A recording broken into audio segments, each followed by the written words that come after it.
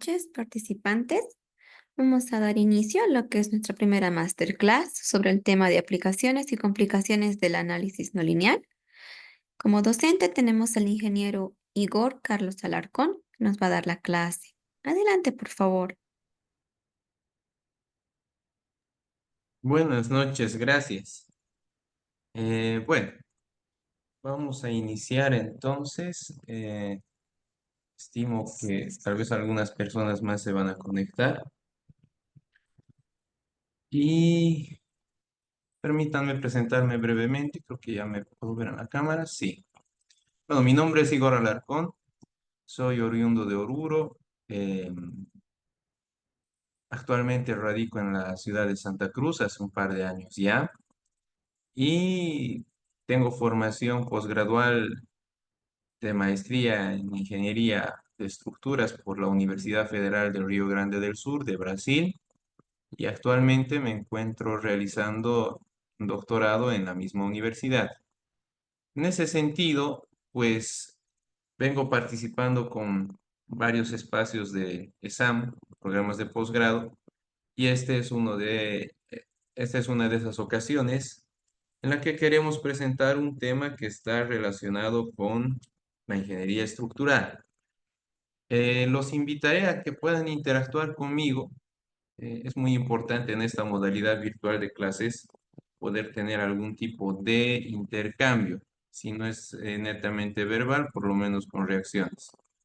Eh, ¿Alguno de ustedes, entre los oyentes, ha estado, eh, ha participado en algún curso, un webinar o ha escuchado algo sobre análisis no lineal?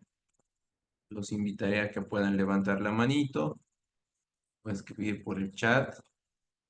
Bueno, en lo que ahí van reaccionando, comentando en el chat, sírvanse siempre con la confianza de hacer consultas o, bueno, principalmente consultas, ¿no?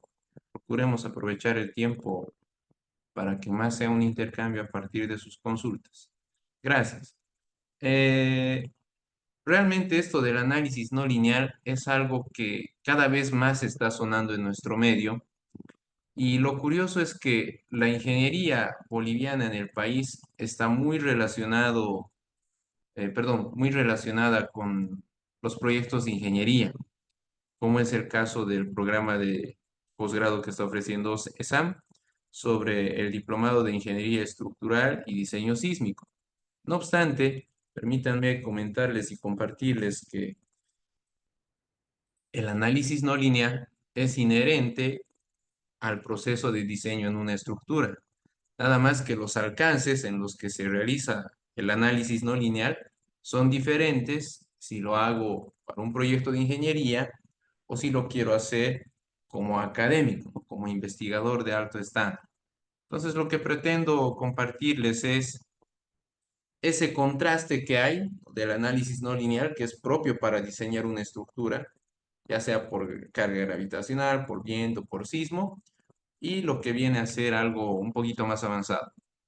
En un contexto general, la idealización de un problema de ingeniería requiere la concepción de un modelo físico a partir de las simplificaciones de la teoría de la elasticidad y de la resistencia de materiales. Con ese modelo físico estableceremos un modelo matemático. Ese modelo matemático es una ecuación diferencial.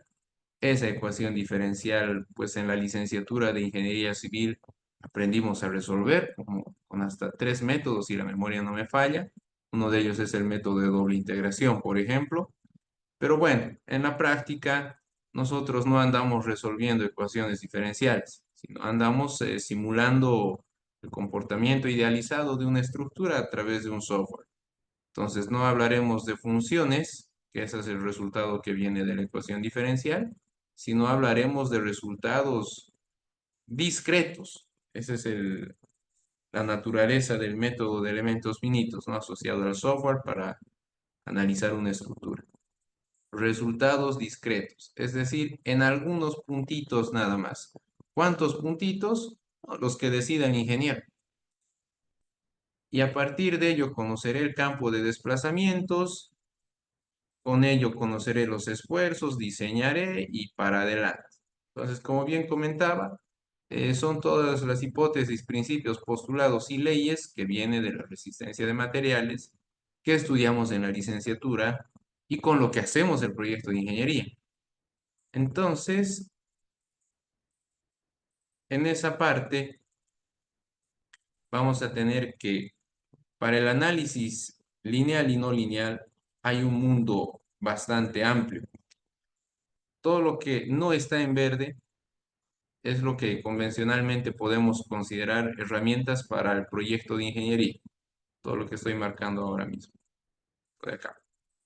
Es decir, el análisis puede ser estático o dinámico. De hecho, hoy por hoy en nuestro medio está sonando mucho el tema del sismo.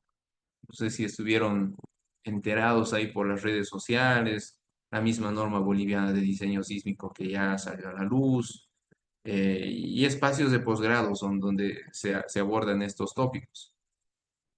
No obstante, mismo que hoy en día tenemos una norma, en el país todavía hay una cierta resistencia a hacer estructuras sismorresistentes por el costo que implica una estructura con esas características en comparación a una estructura de análisis convencional, digámoslo así. El análisis que solemos hacer en teoría es lineal, pero también llega a ser no lineal. Y en cuestión a la idealización de las estructuras, pues habrán visto alguna vez que la geometría de la estructura o se idealiza con barritas, que serían los frames del SAP 2000, que se idealizan también con placas o cáscaras, que serían los famosos shells que se utilizan en el SAP 2000, o por último, podrían ser los elementos tridimensionales. No obstante, utilizar elementos finitos tridimensionales para un proyecto de ingeniería es algo muy raro de ver. Entonces debemos tener presente de buenas a primeras que en el mismo diplomado, donde tendrán varios módulos orientados al diseño de estructuras y cimentaciones, hay un conjunto de simplificaciones que nos permiten abordar un análisis no lineal, entre comillas. Debemos entender que en esas no linealidades, ellas pueden ser de varios tipos, pues en la ingeniería estructural se abordan dos. Ellas son las no linealidades físicas y geométricas. ¿Qué debemos entender por análisis no lineal? Que en el análisis lineal hay una proporción entre fuerzas y desplazamientos. Si a la carga que tenía anteriormente aplicada a mi estructura o a mi sistema estructural la duplico, entonces el desplazamiento también se duplicará. Ese es en esencia el comportamiento de un material que es elástico lineal, isotrópico y homogéneo en pequeñas deformaciones y pequeños desplazamientos, resistencia de materiales. No obstante, pues las estructuras, los materiales en efecto, tienen un comportamiento que es no lineal, tienden a plastificarse, a endurecerse, a fisurarse, tienen muchas características y su comportamiento es bastante complejo. Entonces, a la hora de hacer un proyecto de ingeniería, vamos simplificando, bueno, vamos suponiendo varios aspectos para asumir que el material pues vaya a tener un comportamiento elástico lineal. Pero en esencia es el comportamiento o es no lineal y o es, perdón, la no linealidad es física o del material o es geométrica. En ese sentido, ¿qué es lo que abordamos en un proyecto de ingeniería y qué es lo que implica hacer un análisis un poquito más avanzado? En el proyecto de ingeniería, el modelo constitutivo es este. Y de hecho, el modelo constitutivo que estudiamos en la licenciatura es este.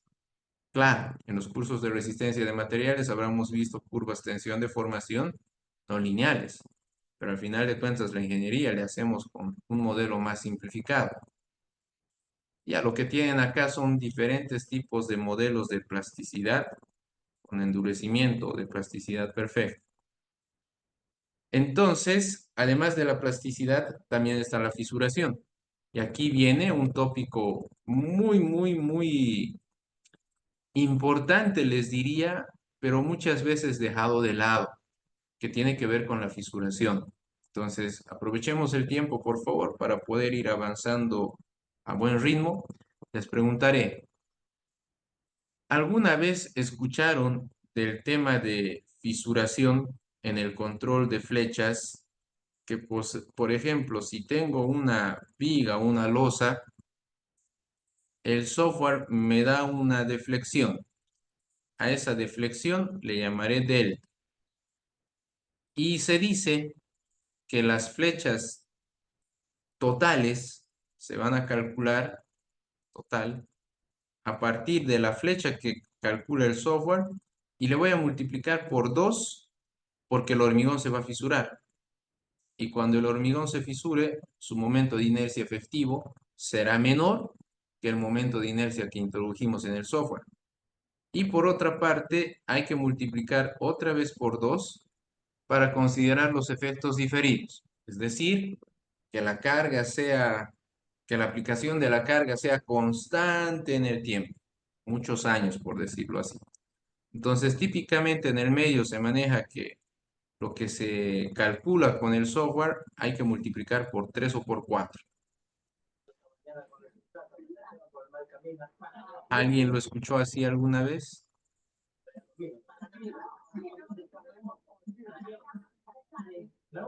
Chat, reacciones.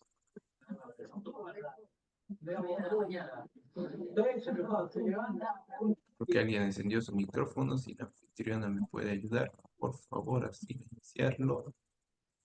Es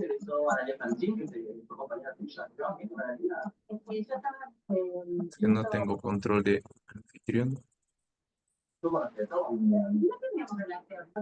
Ahí nuestro colega nos está escuchando. Tiene su micrófono abierto, por favor. Parece que recién ingresó. Linda Sara juega. Sí, ¿quién te hizo así conocida primero? Aguardemos un minuto, por favor. Si la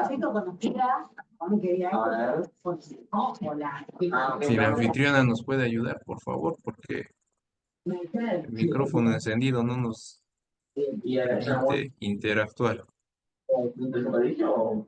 Sí, no, sí, hemos hablado y hemos tenido re buena relación hasta Señor Alfredo, si nos escucha, por favor, su micrófono está encendido.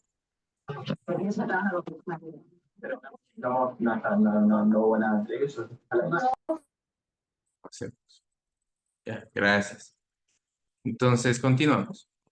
¿Alguna vez escucharon de este tip, por ejemplo, de que hay que multiplicar por 3 o por 4 a la flecha instantánea? Pueden decirlo por el chat, por el micrófono, con una reacción, para que podamos interactuar. Nadie, bueno, de repente no lo escucharon antes. Está bien, no hay problema.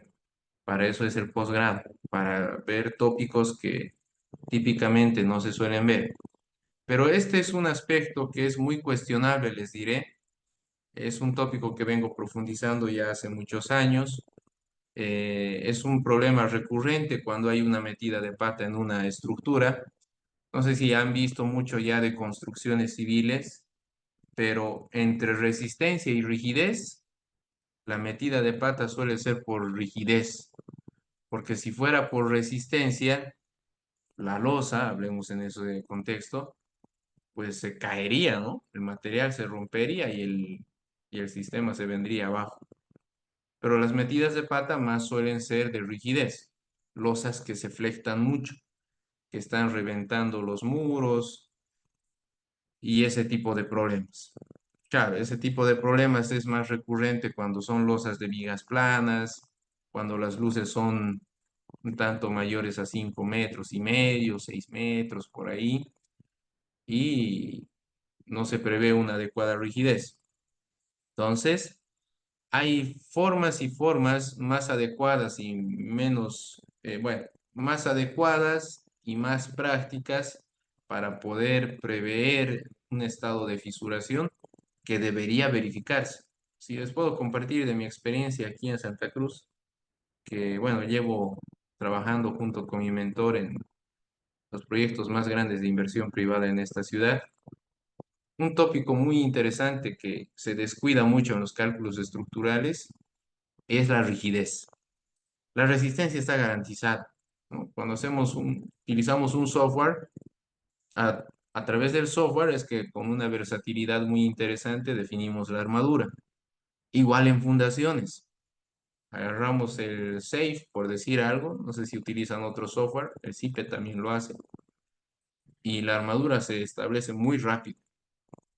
Pero lo que ha quedado muy de lado es la rigidez, lo que les comento de las deflexiones en las losas y en fundaciones, que por ahí también va la otra área de experticia que vengo desarrollando hace años, los asentamientos. ¿Alguna vez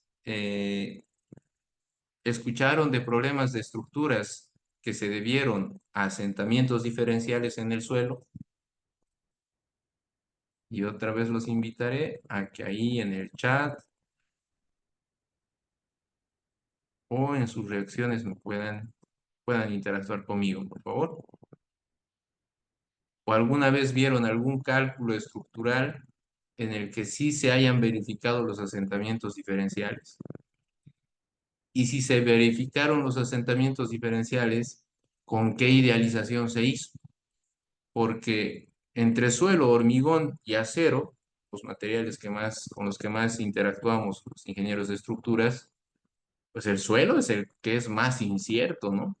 Porque el acero viene con su calidad respaldada de fábrica.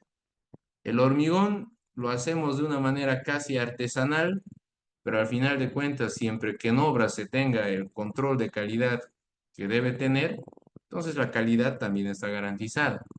Pero el suelo es un material en el que hay mucha incertidumbre. Al menos ese es mi parecer. Y creo que el desafío de la ingeniería estructural en Bolivia, de los ingenieros de estructuras, es entenderle al suelo, ¿no? Una geotecnia aplicada a la ingeniería estructural. Entre otras no linealidades simplificadas para un proyecto de ingeniería, están, bueno, los efectos diferidos que se deben a la viscoelasticidad, que bueno, nosotros, una de dos, duplicamos las flechas instantáneas o lo calculamos en detalle, ¿no? Y el ACI nos indica cómo hacerlo y demás. Luego tenemos las hipótesis de grandes deformaciones en las que la idea es la siguiente. Como tenemos un modelo que funciona bajo las hipótesis de pequeñas deformaciones y pequeños desplazamientos, el equilibrio se establece en la configuración no deformada, pero los efectos de segundo orden se entienden que son esfuerzos adicionales que se debe al equilibrio en la configuración deformada. Naturalmente, hay una teoría muy extensa y complicada de abordar para un proyecto de ingeniería, pero ¿qué hacemos en el proyecto de ingeniería? Activamos en el software comercial efectos PD, que no sé si alguna vez escucharon también. Con este método de análisis se tiene una simplificación de la no linealidad de grandes deformaciones, ¿no? Porque es una iteración que se hace en configuraciones no deformadas, perdón, en configuraciones deformadas hasta tener convergencia. Y tenemos la otra no linealidad en el sentido de la estabilidad.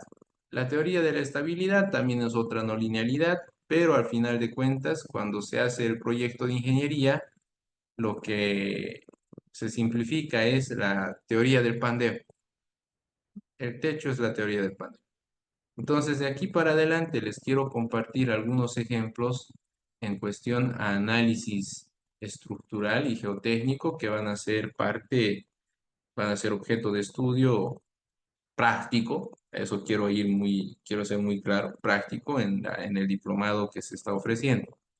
Por un lado, les presento una investigación que hice como tutor de tesis de maestría, en la que presentábamos un análisis no lineal de la unión viga-columna, eh, comparando la simulación por elementos finitos con una prueba de carga.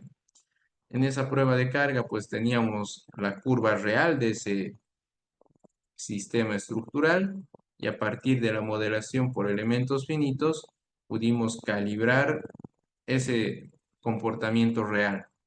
A partir de ese ejercicio de calibración, por ejemplo, determinamos que nada más de adicionar esta barrita inclinada en una unión viga-columna, para dimensiones convencionales de lo que hacemos en nuestro medio, pues la capacidad de carga de la unión puede incrementarse fácil hasta un 20%, que este es una parte de la estructura que en análisis y diseño sismoresistente es dejada completamente de lado, ¿no?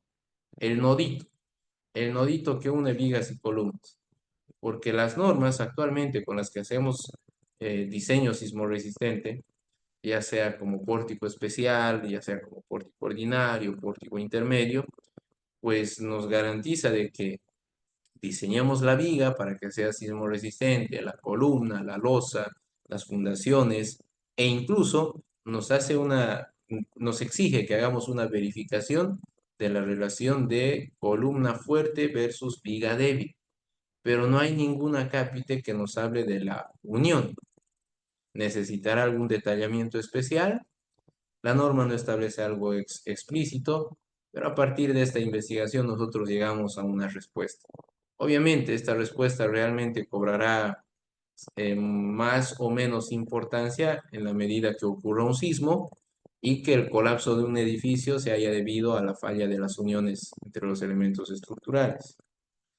Entre otras pesquisas que realicé, pues está también la calibración de pruebas de carga de losas de hormigón armado y hormigón postensado, que también realicé. ¿Para qué? Para comparar algo muy interesante. Tienen aquí el esquema de una prueba de carga realizada. Tienen a la derecha el modelito en elementos finitos y tienen aquí abajo la comparación de las curvas. Curvas de las pruebas de carga y la calibración numérica. ¿Para qué hicimos todo eso? Todo eso hicimos para sacar a la luz un aspecto muy importante, les podré decir, el cálculo de las flechas instantáneas.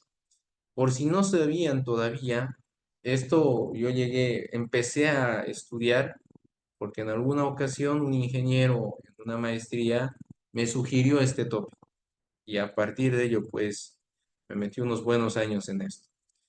La versión 2014 del ACI nos explica una forma de calcular las flechas instantáneas, que se traducen en el cálculo del momento de inercia efectivo. Desde la versión 2014, esa forma de calcular cambió. Actualmente nuestra norma NB sigue del lado del ACI 318-2014. Entonces, ¿qué conseguí con esta línea de pesquisa? Que a partir de estas calibraciones numéricas, que es esta curva en negro que estoy queriendo aproximar a lo que tenía graficado, lo que se calcularía por el ACI 318-2019 está bien. Ese es el bueno. Y en contraste, lo que se calcularía con el ACI 318-2014 es subestimado. Y el mismo ACI en esta versión del 2019 comenta al respecto, que la forma de calcular hasta la versión 2014 que tenían no es que estaba mal, sino que funcionaba adecuadamente para para ciertos sistemas con un acervo de cuantías menor. La nueva formulación de la versión 2019 ya cubre un acervo de cuantías mucho mayor, que por lo menos para las cuantías de losas en nuestro país sí funciona bien. Y les diría muy bien. En ese sentido, pues acá en Santa Cruz hemos hecho muchos proyectos, calculamos muchas estructuras y hemos diseñado losas de 6, 7, hasta 8 metros, les diré, en hormigón armado y no se nos fue el detalle de la rigidez. Salieron muy bien. Yendo un poco más del lado del diseño sismoresistente, pues los tópicos de investigación son mucho más rebuscados. les puedo compartir que el diseño sismorresistente también requiere horas en aula, no es una cosa muy difícil de aprender. Creo que en la actualidad es importante aprender aquello porque ya tenemos una norma que en nuestro medio todavía se está, algunos ingenieros dicen que ya tiene validez legal. No obstante, en muchos lugares todavía no se están diseñando los edificios sismorresistentes. La crisis económica en el país también hace o que se cree esa susceptibilidad en la inversión. Hacer el edificio sismo resistente implica más inversión, entonces los inversores, haciéndose asesorar por especialistas, también al final deciden si lo hacen sismo resistente o no. Entonces hay que estar preparados. Si en alguna medida el Estado o algún inversor requiere que la edificación sea sismo resistente, hay que estar preparados o en el sentido de que tal vez no nos dediquemos a hacer cálculos estructurales, pero es importante conocer de todos estos tópicos, del detallamiento especialmente, por si más ejercemos como constructores o supervisores. Alguien ya habrá hecho el cálculo estructural, pero conociendo todo lo que implica el proceso de diseño y el detallamiento, entonces podremos mirar las cosas y decir, ah, no, esto sí está bien o no, aquí falta detallar o algún detalle más por ahí. Entonces, yendo a otro lado, estoy procurando cubrir varias cositas que en el diplomado naturalmente lo van a ver con mayor amplitud. Está el análisis de fundaciones.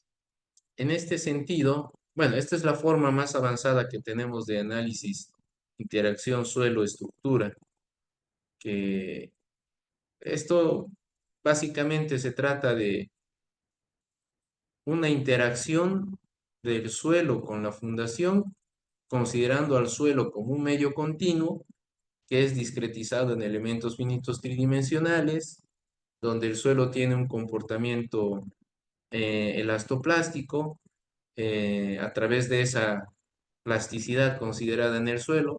Entonces se simulan etapas constructivas y con esas etapas constructivas llegamos a tener asentamientos, pero que son reales, como en esta figurita.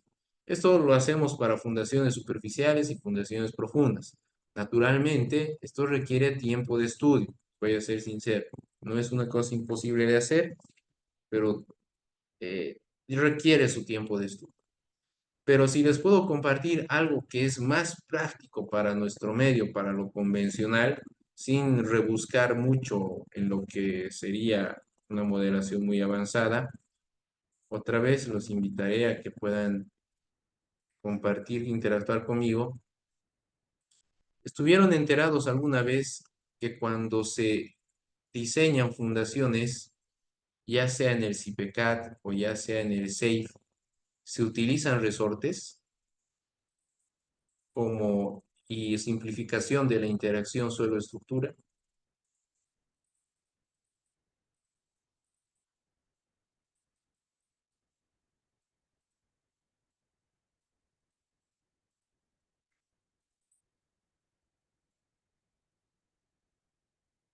Los leo, los escucho, colegas. ¿Alguno estuvo enterado alguna vez en algún curso, webinar?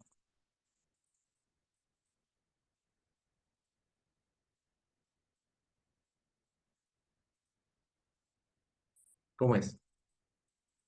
Y si no, también díganlo con confianza.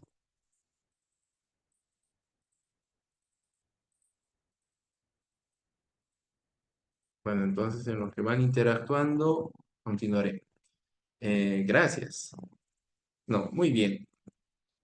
En la licenciatura, ¿qué es lo que aprendí? Voy un poquito más atrás. En la licenciatura, nosotros aprendimos un método de análisis para diseñar fundaciones en las que se considera una, que el suelo es rígido, ¿ya? O que la rigidez relativa entre suelo y fundación es muy alta. Es decir, que el hormigón o el sistema de fundación es mucho, pero mucho más rígido que la fundación. perdón, que el suelo. Bajo esa simplificación, en la licenciatura, pues aprendimos que las presiones de contacto del suelo se pueden asumir que son uniformes. Obviamente, cuando ya tenemos una reacción con momento, entonces esa distribución ya cambia a ser lineal, linealmente variable. Yendo un poquito más, pues se suele idealizar que, que el suelo ya no va a ser un material, que la diferencia entre rigidez y estructura y suelo ya no va a ser infinitamente rígida, sino que ahora ya vamos a asignarle una rigidez al suelo porque el sistema de fundación también tendrá su propia rigidez, notada por su módulo de elasticidad, su momento de inercia y demás. Y esta rigidez del suelo se atribuye a partir de resortes. Naturalmente, esta idealización no tiene un significado físico que sea coherente, pero se calcula así. Si utilizan el CIPECAT o el SAFE, ellos tienen ya herramientas con las que se modela con resortes. Pero ¿cuál es el problema, colegas?